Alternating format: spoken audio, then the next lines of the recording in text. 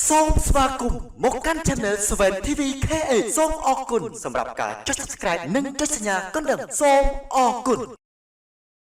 ខ្ញុំបាទសូមជម្រាបសួរពុកម៉ែបងប្អូនអស់លោកស្រីអ្នកនាងកញ្ញាជាទីគោរពនៅថ្ងៃនេះខ្ញុំបាទសូមនាំអារម្មណ៍ពុកម៉ែបងប្អូនតាមដានសម្ដាប់អំពីជោគវាសនាទូទៅហោរាសាស្ត្រនិងការទូទីហុងស៊ុយសម្រាប់ឆ្នាំខាលក្នុងឆ្នាំ2026ដែលខ្ញុំបាទតែងតែធ្វើការដកស្រង់និងអានជូននៅក្បួនហោរាសាស្ត្រទូទីចិនសែដល់ល្បីឈ្មោះដូចនេះសូមពុកម៉ែបងប្អូន comment នៅលេខសំណាងមាសដុល្លារ237និងសរសេរសាធុ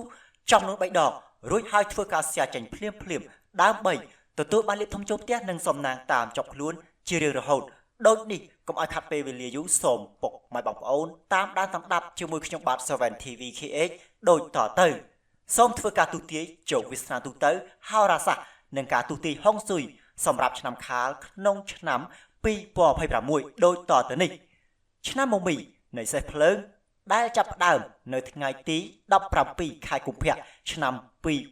2026នាំមកជូនដល់ឆ្នាំខាលសត្វខ្លានៅភាពក្លាហានលឿនលឿនខ្លាំងក្លាឆ្នាំនេះជាឱកាសដ៏កម្រមួយដែលស្ទង់ពីចិត្តរបស់លោកអ្នកថាតើអាចដោះស្រាយបញ្ហាប្រឈមនានាបានដល់កម្រិតណាមានភាពអត់ធន់និងមានការសម្របខ្លួនបានល្អកម្រិតណានោះ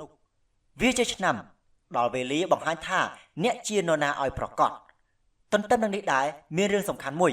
ដែលលោកអ្នកគួរតែរក្សាការផ្ដោតអារម្មណ៍និងជៀសវាងការសម្រេចចិត្តលើរឿងអ្វីមួយប្រញាប់ប្រញាល់ខ្លាំងពេកភាពជោគជ័យនានានឹងកើតមានឡើងក្នុងឆ្នាំ2026សម្រាប់ឆ្នាំខាលប្រសិនបើលោកអ្នករៀបចំខ្លួនឲ្យបានល្អប្រសើរដោយប្រុងប្រយ័ត្នហើយមានការគ្រប់គ្រងពីសំណាក់គ្រួសារនិងមិត្តភ័ក្តិផងនោះគប្បីមានការវិនិយោគណាមួយឲ្យបានច្បាស់លាស់នោះអ្នកនឹងទទួលបានផលផ្លែផ្កាគួរជាទីពេញចិត្តវិញម្ដងក្បួនហុងស៊ុយសម្រាប់ឆ្នាំ2026របស់ឆ្នាំខាលមានដូចតទៅពណ៌នាំសំណាងគឺពណ៌ក្រហមពណ៌មាសនិងពណ៌បៃតងលេខដែលនាំសំណាងគឺលេខ2លេខ3លេខ7និងលេខ9ទិសដែលនាំសំណាងល្អគឺទិសភាគឦសាននិងទិសនិរតីតទៅនេះសូមធ្វើការទូទាយជោគវាសនារាសីលុយកាក់ស្នេហាការងារ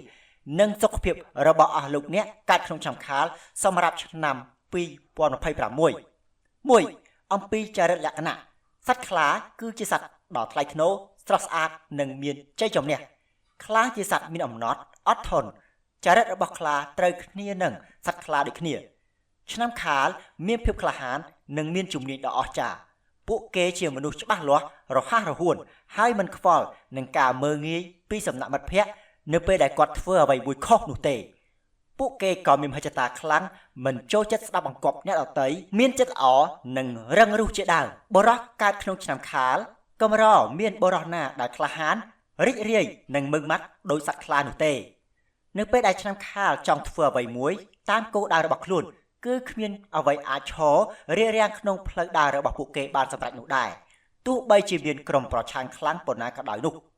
នៅក្នុងជីវិតស្នេហារបស់ឆ្នាំខាលពួកគេនឹងធ្វើឲ្យដៃគូរបស់ខ្លួនមានអារម្មណ៍ថាពួកគេជាមនុស្សមានតម្លៃបំផុតនៅក្នុងโลกនេះទោះបីជាពេលខ្លះឆ្នាំខាលអាចប្រព្រឹត្តតាមរបៀបមិនសមរម្យក៏ដោយឆ្នាំខាលនឹងធ្វើឲ្យប្រកាសថាដៃគូរបស់ខ្លួនមិនលង់ស្រឡាញ់មនុស្សខុសចំពោះស្ត្រីកើតក្នុងឆ្នាំខាលស្ត្រីទាំងនេះមានភាពតាក់ទាញនិងស្រស់ស្អាតមិនគួរឲ្យជឿប៉ុន្តែពួកគេក៏ជាមនុស្សចូលចិត្តគ្រប់គ្រងអ្នកដទៃនិងមានកេរ្តិ៍ឈ្មោះល្អខ្លាំងផងនោះដែរពួកគាត់មានភាពស្ងប់ស្ងាត់ក៏ប៉ុន្តែរុះរាយរាក់ទាក់ឆ្នាំខាលមានភាពក្លាហានតាមដែលអាចធ្វើទៅបានដូច្នេះពួកគេអាចប្រឈមមុខនឹងស្ថានភាពលំបាកផងដែរពួកគេមានវប្បធម៌គឺមានសិទ្ធិស្មើគ្នានិងមានទំនុកចិត្តលើខ្លួនឯងបើប្រៀបធៀបទៅនឹងឆ្នាំខាលសត្វខ្លាឈ្មោលនោះ2ចំពោះរឿងរ៉ាវស្នេហានិងអាពាហ៍ពិពាហ៍ក្នុងឆ្នាំ2026ស្នេហារបស់ឆ្នាំខាលមានភាពតានតឹងបន្តិចនៅក្នុងឆ្នាំ2026នេះប៉ុន្តែក៏ល្អអឿនផ្អែមល្ហែមផងដែរព្រោះតែស្ថិតនៅក្រៅឥទ្ធិពលរបស់ឆ្នាំមមីសេះភ្លើងនោះ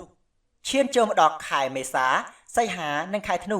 គឺជាខែផ្ដល់អំណោយផលល្អសម្រាប់ពង្រឹងទំនាក់ទំនងស្នេហារបស់លោកអ្នក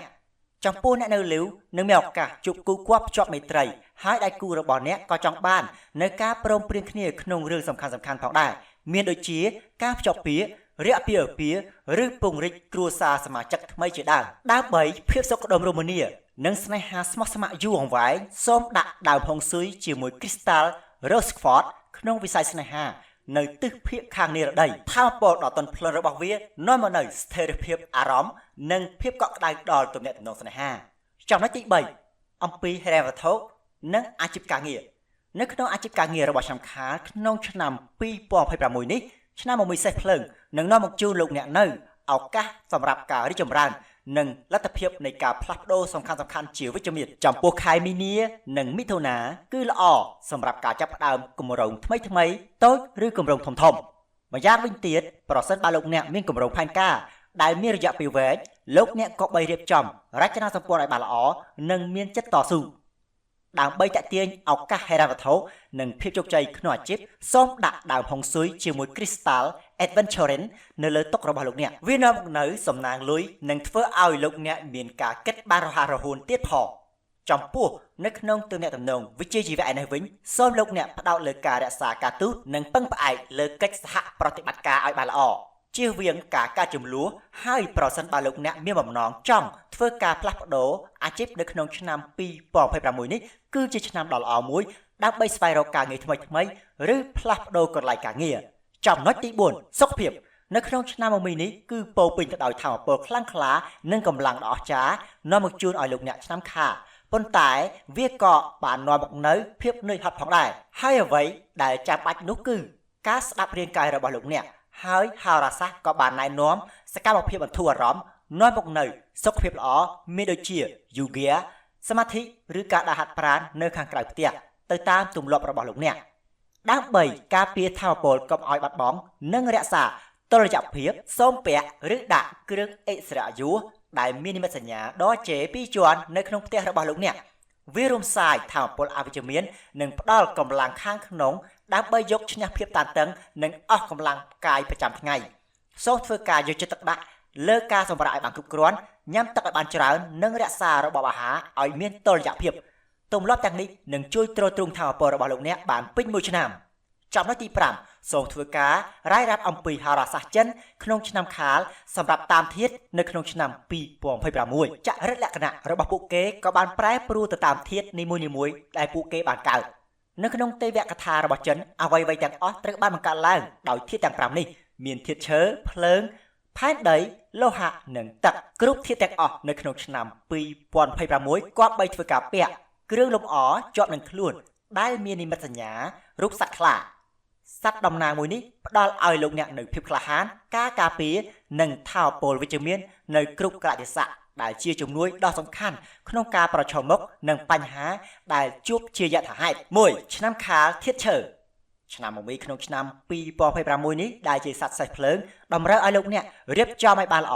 និងរក្សាតុល្យភាពរវាងអាជីពនិងជីវិតផ្ទាល់ខ្លួនរបស់អស់លោកអ្នកចំណែកទំនាក់ទំនងស្នេហាគ្រួសារក៏បានរួមចំណែកជាប្រភពនៃសន្តិភាពរបស់លោកអ្នកផងដែរ2ឆ្នាំខាលធាតុភ្លើងឆ្នាំ